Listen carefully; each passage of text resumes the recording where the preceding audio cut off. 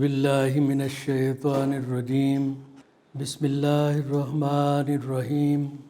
Dear friends, welcome to Idea Foundation Forum. In the previous 3 sessions, we discussed protection of people's interest from the elitist subjugation in lecture 143. People's power to get rid of elitist subjugation in lecture 145 and Qur'anic Principles to harness people's power for positive change in lecture 147. The purpose was to understand potential of people's power in reversing the Muslims' decadence. In continuation of these lectures, under research topic, People's Power Can Reverse the Muslims' Decadence, we will conclude this topic today by evaluating how democratic institutions can be stimulated with some ethical values that could adequately empower ordinary citizens of a state under the title Making Democratic Institutions a Source of People's Real Empowerment. It is a huge subject which can hardly be covered much comprehensively in one short lecture. Therefore, we will briefly discuss only some important points related to the subject. These are: 1. Historic perspective of people's power in establishing democratic institutions. 2. Role of democratic institutions in people's empowerment. 3. Continuation of elitist subjugation under democracy. 4. How far democracies ensure people's real empowerment today. 5. Islam and democratic institutions. 6. Qur'anic bottom-up strategy for democratic institutions.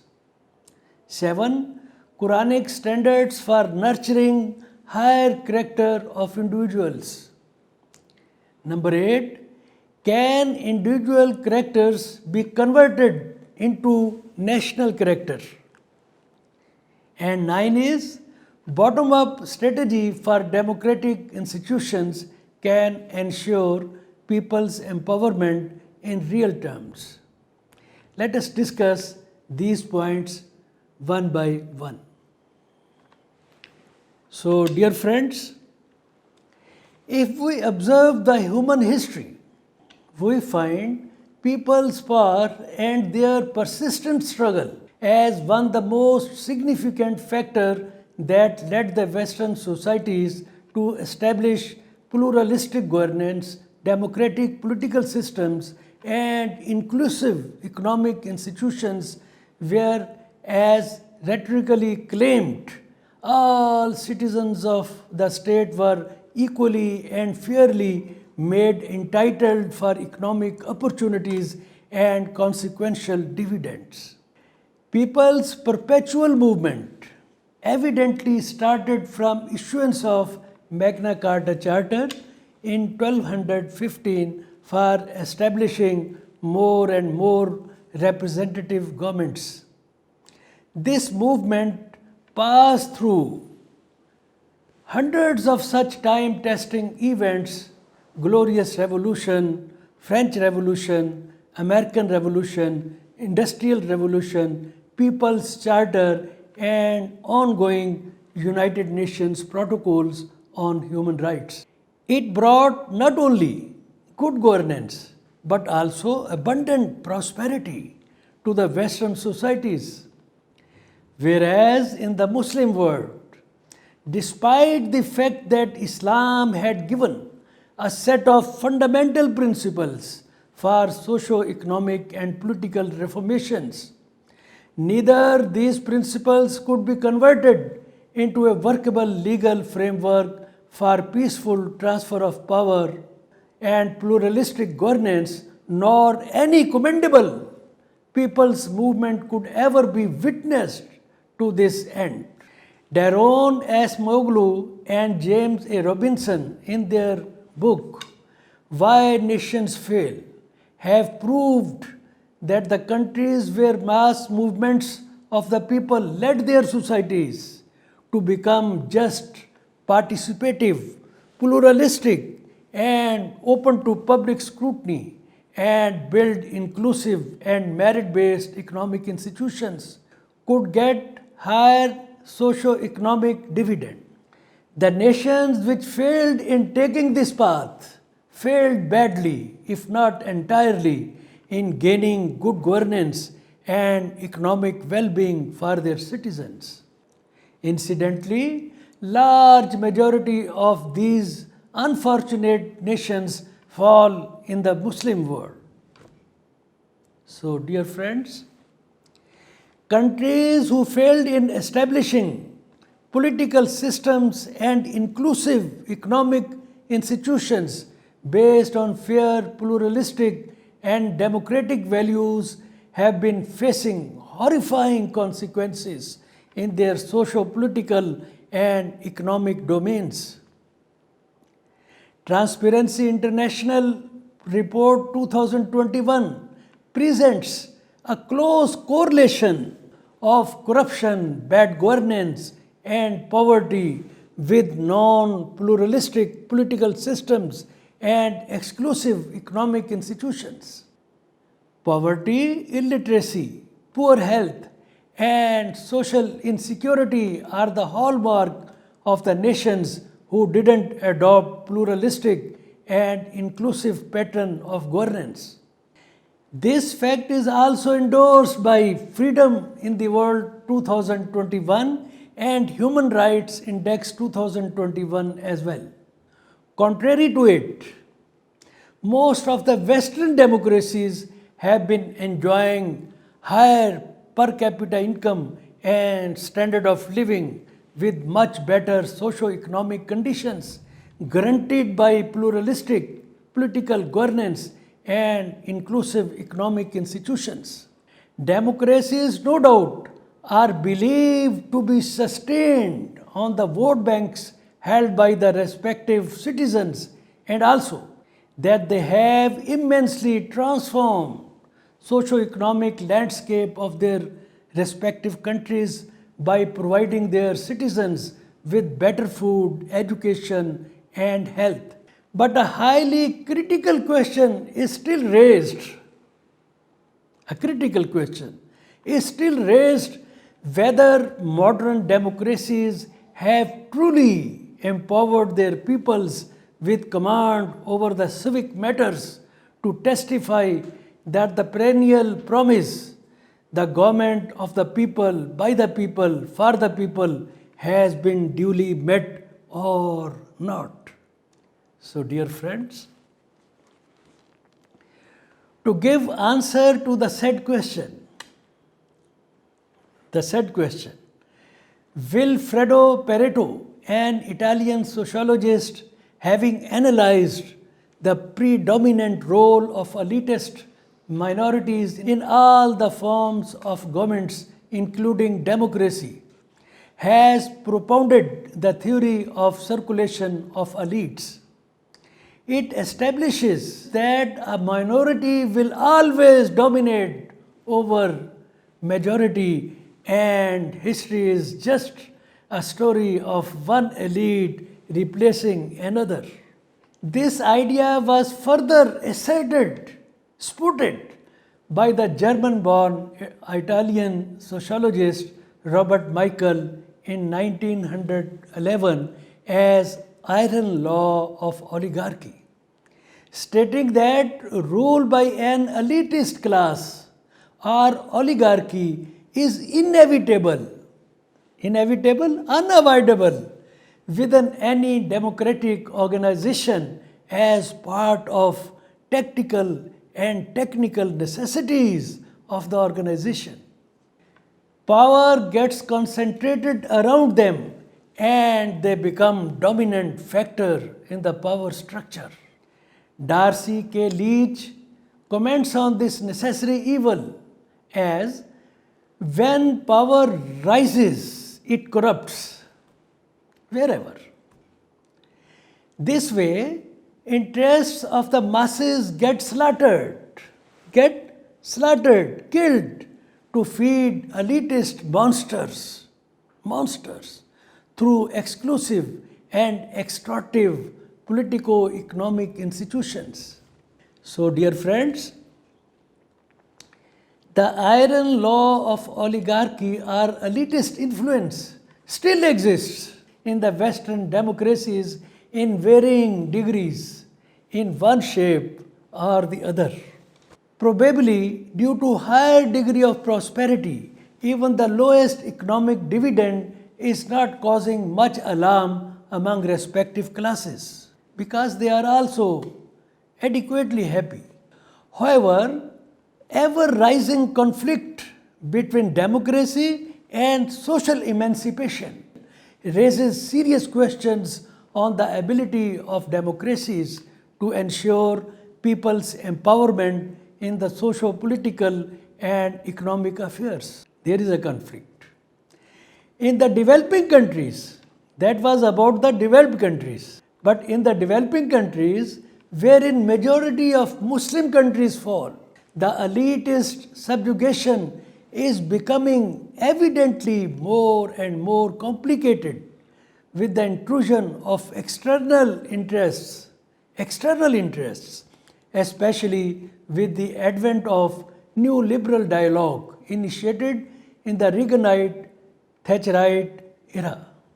Reaganite-Thatcherite, when Reagan was President of America and Thatcher was Prime Minister of UK.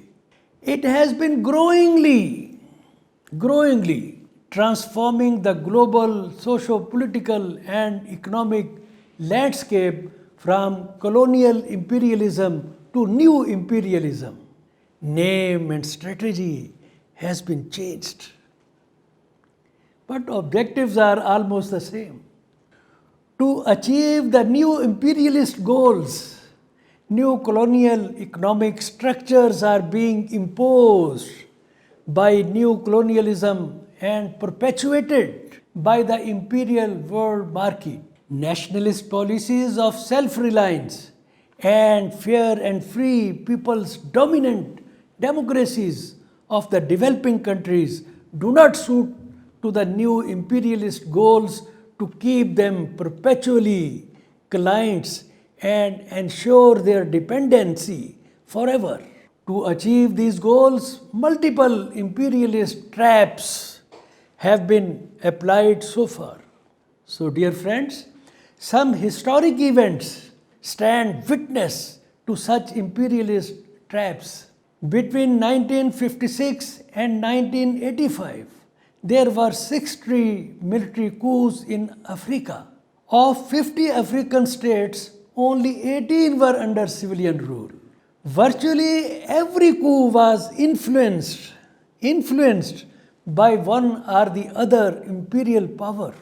Overthrowing nationalist regimes to install tyrannical dictatorships was then considered a fair game by today's champions of democracy and good governance. Note the reference of the authors of this viewpoint.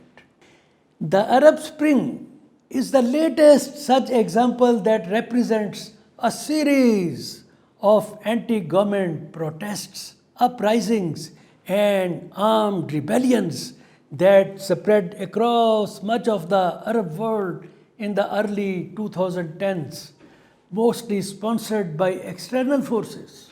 So, dear friends, IMF, International Monetary Fund, and World Bank also have been playing malicious role in serving the new imperialist cause. Combination of economic crisis in developing countries and surge of new liberalism globally made many of them victim of IMF, World Bank structural adjustment programs, generally called SAP. They imposed upon the poor economies stringent conditionalities like liberalization of markets, balancing of budgets, removal of subsidies, extra, which could hardly improve their economic lot, but surely played havoc to welfare of the most disadvantaged of their people, causing irreparable damage to political institutions due to serious socio-political instability and unrest. In the context of African victims of IMF World Bank syndrome, a gravely depressing outcome has been recorded by the historians. Listen. In short, sapped whatsoever vitality there was in the fragile African economies. Even the moderate social achievements of the nationalist period in education, health, and water were swept away. Means instead of improving, they went on decline. References are shown on the screen. Thus, the elitist or oligarchic strongholds have grown even more intricate and irreversible due to connivance of local elitist interests with the new imperialist interests. Negating the interests of deprived majorities, national policies are designed to serve international elitist interests through covert or overt means, as some light has been thrown on these modern devilish trends by John Perkins in his book Confessions of an Economic Hitman. Just imagine Allah had forewarned the man about such mischievous designs and devilish traps that could be inflicted upon humanity to perpetuate its servitude to the elitist interests. Note the divine predictive words of Ayat 27 of Surah Al-Araf shown on the screen. Dear friends, now just think, should we put the whole blame on the devious imperialist forces? Question. Now just think, should we put the whole blame on the devious imperialist forces? Surely not. I don't believe so. They are serving their own interests well. But should the selfish national leadership and ignorant or irresponsible majorities of the client states of the developing countries, be absolved of their socio-political and economic crimes for conniving with the foreign elitist forces in impeding the efforts for democratic and inclusive institutions, ensuring people's empowerment or social emancipation in real terms. Here the characters of the citizens of a state get focus. Their struggle for democracy is yet incomplete until they get real empowerment or social emancipation. The Qur'an gives a bottom-up approach from below to upward, for pulling our societies out of these chronic predicaments. As we discussed in lecture 147, laws of nature and instructions regarding the man's obligations to his creator, to his own self and his fellow beings have been revealed quite in detail in the Quran. But in the area relating to the man's interaction with the universe to extract maximum benefits from its elements, his societal affairs, establishment of a state and its institutions, extra. Very few fixed laws have been given in the Quran. Those too are mostly guiding in nature, leaving much more room for interpretation, adaptation, and growth in view of changing needs and growing human intellect. However, the Quran has given a detailed framework of laws that grooms, develops, and trains human behavior and conduct, evolving a dynamic, just, and benevolent personality. Such groomed personalities working together can evolve a legal and administrative framework to establish a promising state, establishing a pluralistic political system with inclusive economic institutions where a prudent and honest use of voting power can enforce real empowerment to the citizens. So, dear friends, in the context of Quranic bottom-up strategy for democratic institutions, all the 5 pillars of Islam train the Muslims for promoting socio-religious unity and to address together the emerging challenges of social emancipation and empowerment.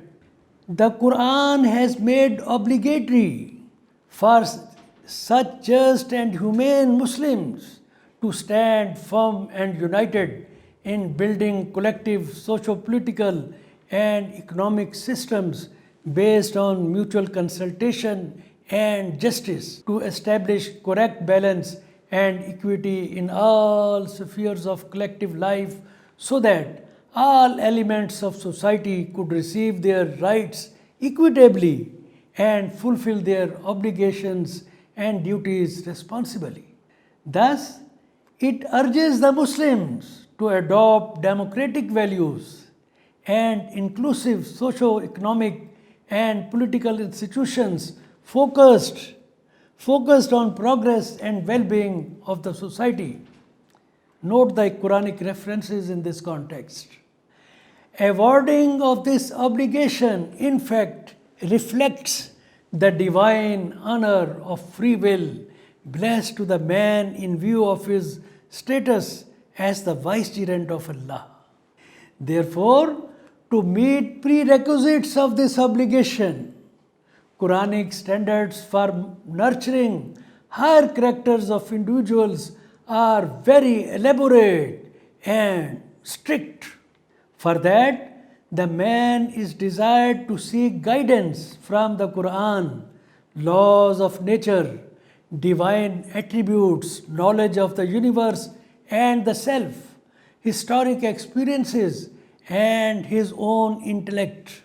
So, dear friends, while discussing Quranic philosophy of life in lecture 147, we summarized it in 6 components: faith in the oneness of Allah and His sovereignty, criterion of balance, good social conduct, settlement of collective affairs by mutual consultation and justice, pursuits for intellectual evolution, and persistent struggle for the good against the evil. Each of them plays catalytic role in character building, having significant impact on the society. Thus, these elements of the Quranic philosophy of life provide basis of principles to promote human personalities competent enough to build a democratic state structure with inclusive and equitable institutions, ensuring evident social emancipation and people's true empowerment in a faithful, just, dynamic, and progressive environment. It comes to reality when each individual is aware of the purpose of his creation, value of his free will, and nature of this worldly life of test and trial, where he is merely a trustee of his worldly possessions for a fixed time, and he will be accountable on the inevitable day of judgment for the means by which he acquired them, these possessions, and the ways he spent them, and that the consequential accountability card, performance card, will determine his status for the permanent life of the hereafter. There are several Quranic verses for guidance on this subject. A few of them are shown on the screen. So, dear friends, we conclude our discussion here. These programs are recorded both in Urdu and English. Their videos can be watched on ideafoundation.com.pk website or its YouTube web channel and Facebook. Their written versions are also available on the Idea Foundation's website. Please note code number of this program Idea 1B R36 P4 or lecture number 149. All friends are requested to subscribe the Foundation's YouTube web channel for the benefit of this noble cause. Thank you, dear friends, for participation. Allah Hafiz.